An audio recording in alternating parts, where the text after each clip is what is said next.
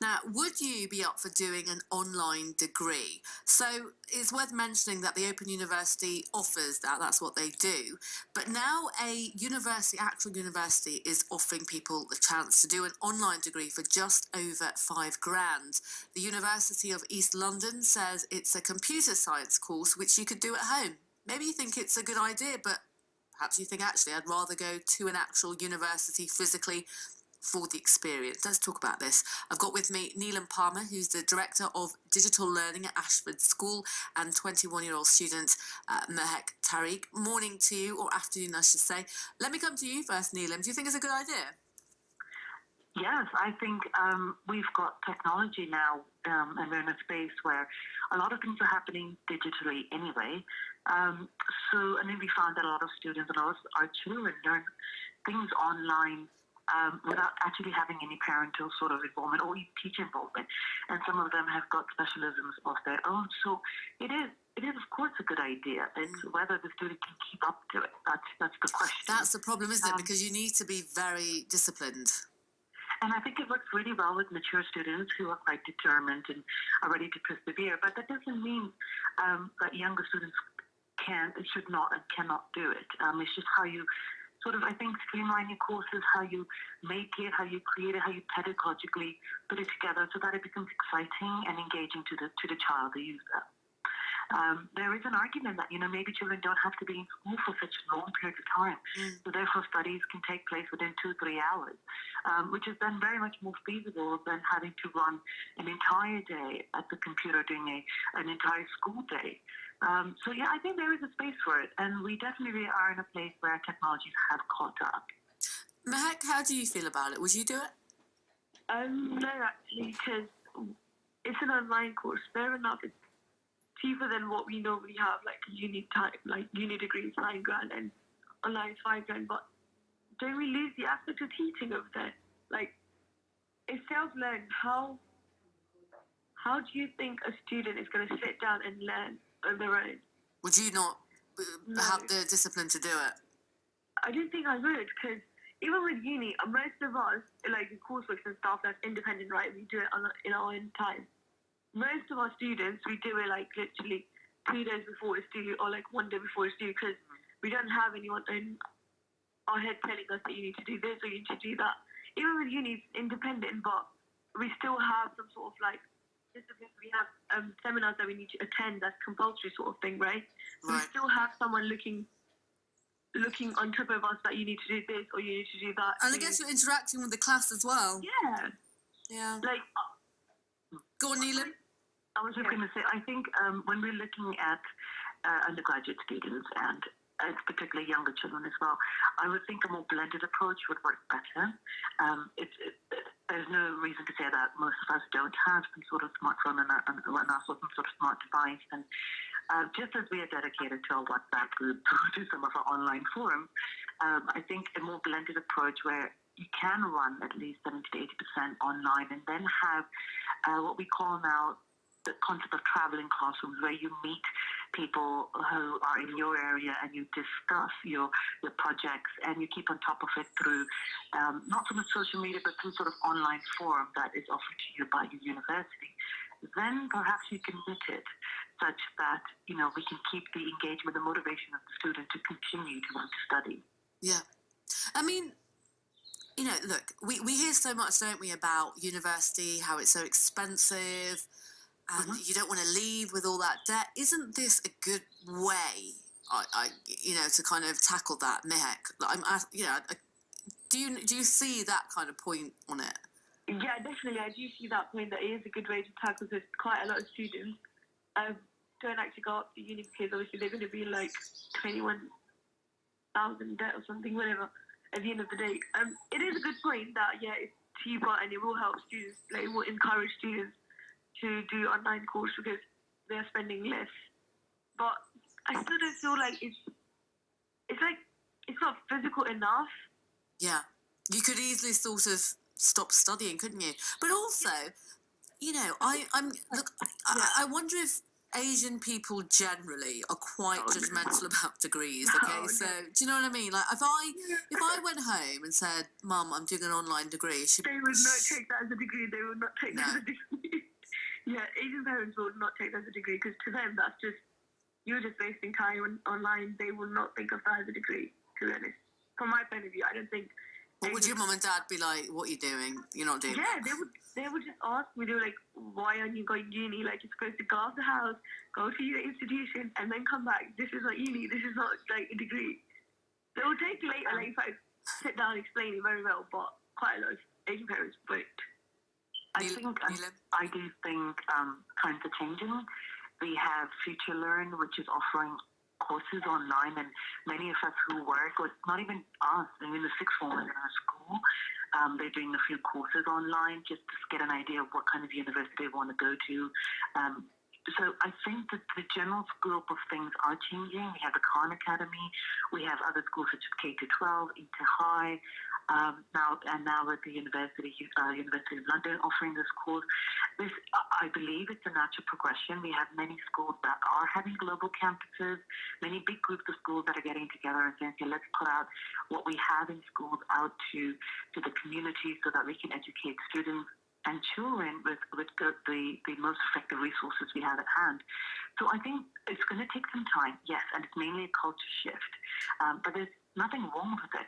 So, if it works, that'd be great. And it's not if, it will work. It's how do we make it work? I don't think we have enough examples to refine it at the moment.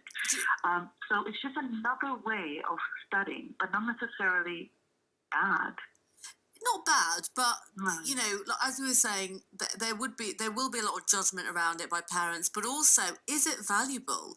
I would think, I'm paying $5,000. Whereas if I go into university, it's a bit more money.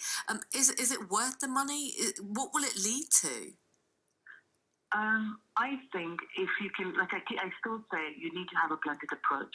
So definitely, or actually have the entire course online. So for those students who cannot make it because they live too far, or they've had a bad snow week, for instance, or because we can't be in for a certain period of time, we've got family issues, personal issues, etc. That course is available. If, however, you want to have more connection, you want to come into school, it's a good idea to have some sort of structure in place. We have a lot of schools now redesigning, or universities redesigning their spaces, so it's no longer sort of classroom based, but it's more open plan, or you have architecture which you can devise where you have walls. All this is happening already. I'm not saying anything new, or looking at it from something that's going to happen 5 years down the line.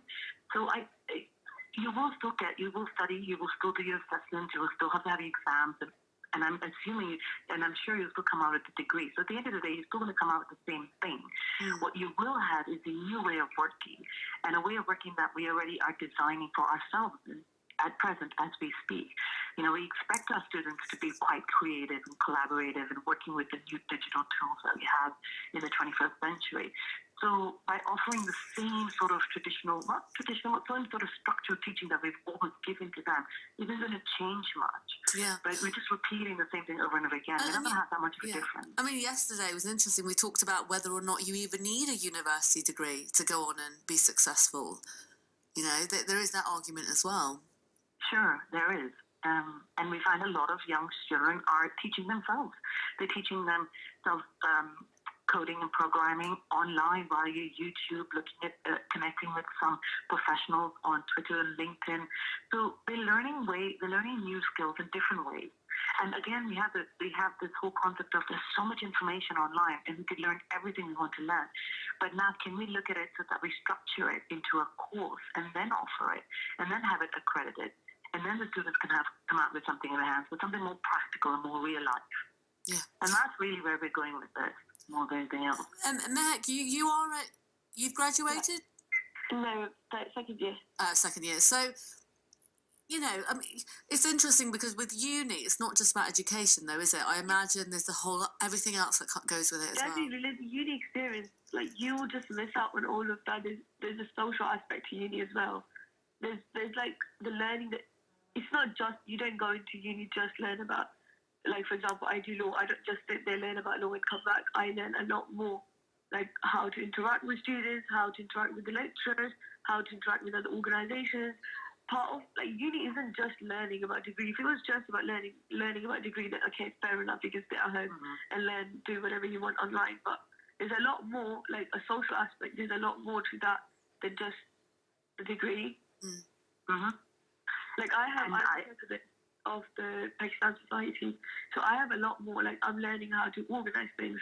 I'm learning how to like talk to people, different organizations, different celebrities, this and that. There's a lot more to just me sitting down learning about laundry. But you know, if you did do the online course, you could. It all comes down to discipline, doesn't it? It all comes down to managing your time and making room for other things. So I think you have to be of a certain character, don't you, to want to do that. I mean, I don't think I could do that.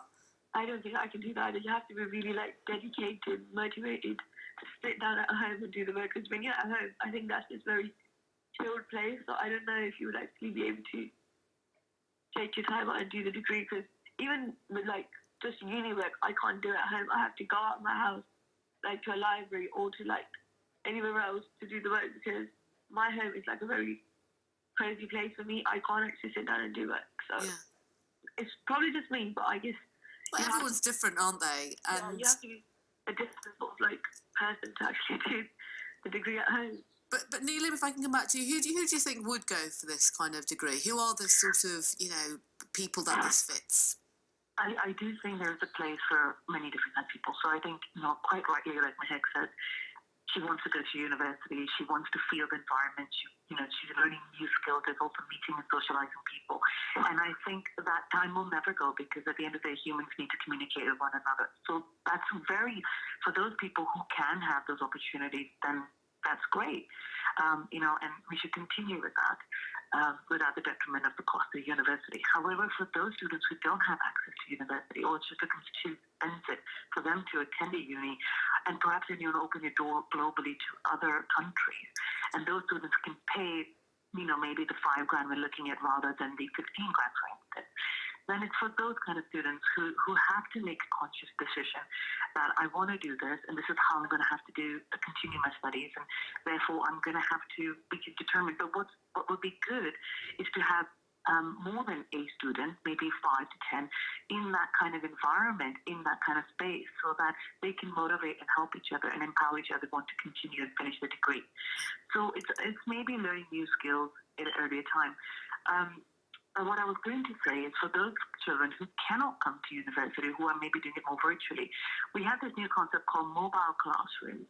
And, and it's important for them to understand what Mehek was saying, going to meet people, running their own projects, time skills, project management. And that's when we have to be able to get those students out of the home environment into another place and get them to work on projects that are specific to what they're studying.